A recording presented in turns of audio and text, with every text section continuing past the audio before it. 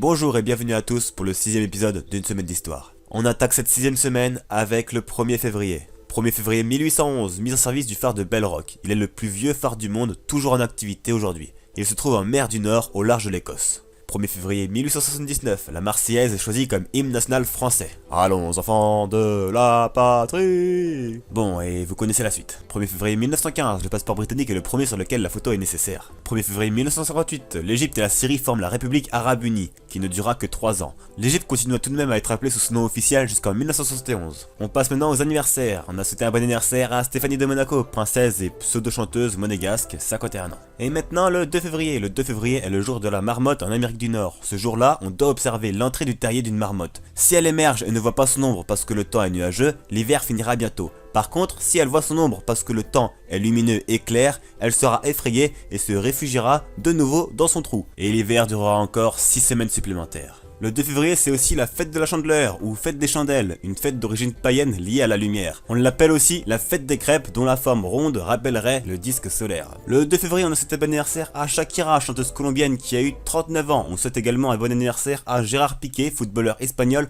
de 29 ans. Petite info supplémentaire pour ceux qui ne savent pas, ces deux-là sont en couple et ont un enfant. Le 3 février, rien d'intéressant à part peut-être l'indépendance de la Grèce en 1830. Voyons voir ce qu'il s'est passé le 4 février. Le 4 février 1789, George Washington est élu premier président des États-Unis. 4 février 1957, mise en vente de la première machine à écrire électrique. 4 février 1993, l'éruption du volcan Mayon aux Philippines déverse des coulées de lave, faisant 25 morts. Déjà, une simple brûlure peut vous faire mal, donc là, imaginez-vous, vous baignez dans un bain à plus de 500 degrés. Je ne pense pas que vous vous plaignerez d'avoir froid. 4 février 1996, un Falcon 900 EX bat le record de vitesse sur Paris-Singapour, soit 11 840 km en 12h50. Bon, là ça vous parle pas trop. En moyenne, ce Falcon 900 EX volait à 923 km à l'heure. Ça va un peu vite quand même. 4 février 2004, naissance du célèbre site Facebook. 4 février 2005, la ville de Perpignan fait venir 4 tonnes de neige pour constituer le plus grand bonhomme de neige. Très loin du record du bonhomme de 37 mètres aux États-Unis, Perpignan se console avec le titre de plus grand bonhomme de neige au bord de mer, avec ses 7,55 m. Le 5 février 1914, le personnage de Charlot, interprété par Charlie Chaplin, est dévoilé au grand public.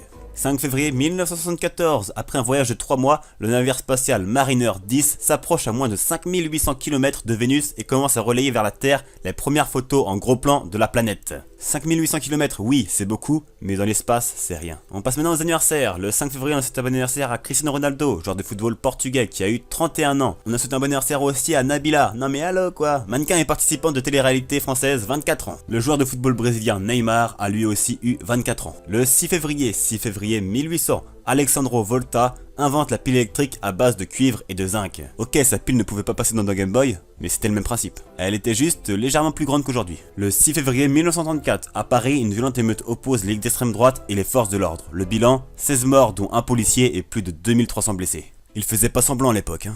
6 février 1958, à Munich, l'avion transportant l'équipe de football de Manchester s'écrase. 21 morts. Imaginez-vous, à notre époque, une équipe entière de football qui meurt dans un crash d'avion. Vu comment le foot est médiatisé, on parlerait que de ça. C'est quand même super impressionnant. 6 février 1971, Alan Shepard se détend en jouant au golf. Rien d'exceptionnel.